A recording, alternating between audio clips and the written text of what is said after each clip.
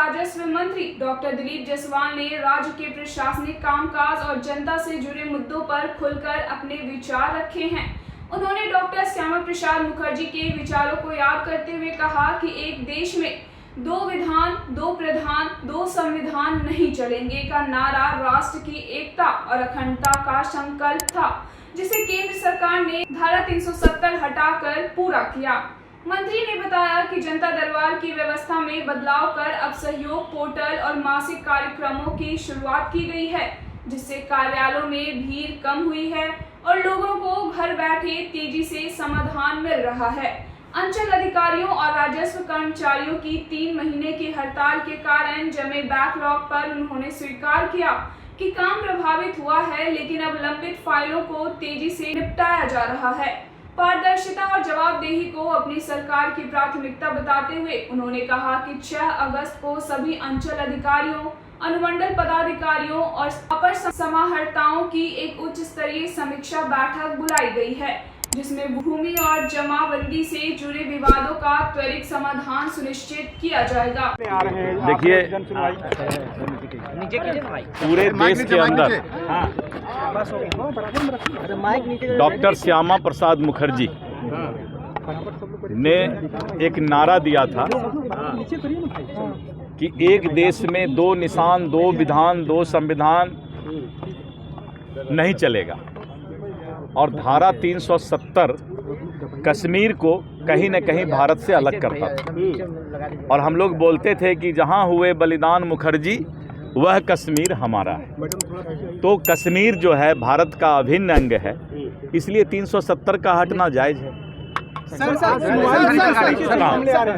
आज सुनवाई को लेकर के किस तरीके से मामले आ रहे हैं? आपने सुनवाई किया जनता की? नहीं, आज अभी जो है धीरे धीरे मामला कम होता जा रहा है। मुझे याद है कि जब मैं पहला बार बैठा था तो करीब 400 से ऊपर लोग हमारे जनता दरबार में आते थे, लेकिन जब से सहयोग पोर्टल, मुख्यमंत्री जी के द्वारा महीना में एक बार सहयोग कार्यक्रम और इस तरह के जनता दरबार लगाना शुरू हुए, तो ये संख्या कम होते जा रही है। आज मुश्किल से 30-40 लोग आए और ये संख्या धीरे धीरे कम हो रही है।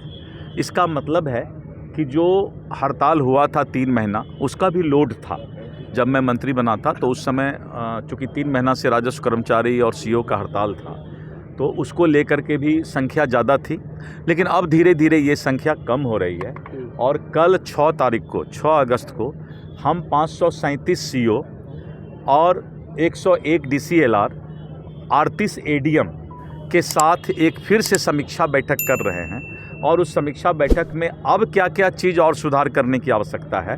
तो लगातार चूँकि सुधार का कार्यक्रम चल रहा है, तो वाजिब है कि जो शिकायत की संख्या है वो धीरे धीरे कम हो रही है। बांकीपुर से प्रॉब्लम आ रहा है ग्राउंड लेवल पे, जिस तरह से सिविल कोर्ट में जो ऑर्डर हो रहा है, टाइटल सूट में जो ऑर्डर हो रहा है, उसका जो है ग्राउंड लेवल पे ये फिगर है कि जमाबंदी तोड़ने के लिए सीओ ADM के पास भेज रहे हैं और ADM सीओ के पास भेज रहे हैं, और लोग जो है कोर्ट का चक्कर लगा रहे हैं।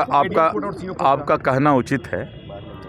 जब भी कोई टाइटल सूट या सिविल सूट यानी माननीय न्यायालय का जब ऑर्डर होता है, तो ऑर्डर के बाद उसको जब भी निष्पादन होगा तो ADM के स्तर पर जाएगा ही। इसीलिए सीओ जब भी करेंगे तो अपनी अनुशंसा माननीय न्यायालय के आदेश के आलोक में ADM के पास भेजेंगे। बहुत सारे ऐसे मामले हैं जो और इस तरह के मामले जो भी हैं, उनका ही कल 6 तारीख को हम लोग इस तरह के मामले का समीक्षा कर रहे हैं।